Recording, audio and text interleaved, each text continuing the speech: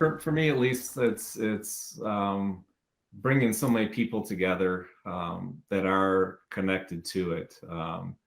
Their great grandmother, in Barb and Sue's case, it was the grandmother and their entire family, but just the millions of people that are connected to the tragedy through their ancestors. They now have a place to go and share the names, the faces, the stories of their family and what their role was, how they were involved in the tragedy.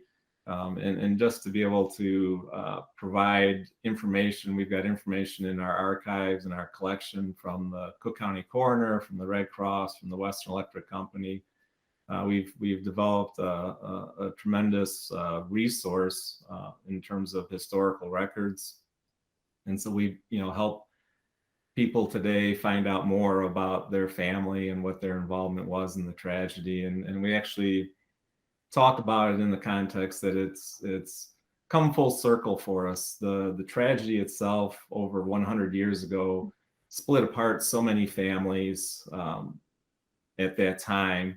And now through the tragedy and through our efforts, we're bringing all those families back together again. They were split apart 106 years ago, and now they're actually reconnecting through the story of the tragedy and through sharing their family stories. So for me, that's the people part of it is what it really is all about. And there's just so many fascinating, incredible, very moving, heart-wrenching stories that the families have, and we collect those and share those with the public too. We tell the history of the tragedy through the eyes of the people that actually experienced it is what we're all about.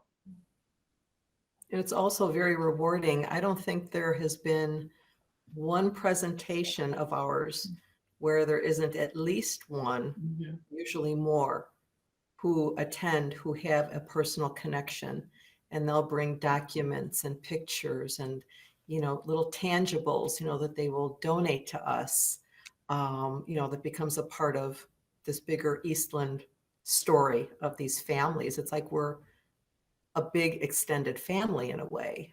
But again, it's the people. It's not the things, it's the people and their stories. I think that is very rewarding. And like Ted said, bringing families back together. I mean, we're an incredible genealogical source, just generally. I think there have been numerous families that didn't have a clue, about this family member, and then finding out this family member was connected with this historical disaster in Chicago. So it's very, I think, rewarding that way. Yeah, it's wonderful. And people have always been very thankful and grateful for what we're doing. It seems to have touched many, many people over the years. It's like they almost have a place to go now, in a way, if that makes sense. Like there's this common bond amongst all of us, whether it was a survivor or, someone who perished, or like you said, firefighters, the everyman standing on the side, trying to help.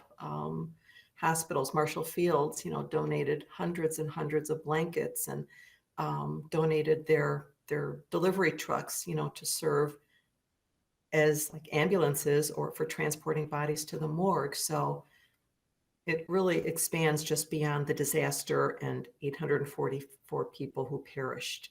It's just very, very widespread. We've brought families together. We have a family in Ireland who actually came over for the 100th, I believe. And then they discovered where their family members were buried, and they actually were able to lay a tombstone because it was, I believe, an unmarked grave at the time. Hope I'm telling the story right. So, it's not just Chicago or Illinois. It's across the country now. It's overseas. It's pretty amazing. It's definitely about the people and the families.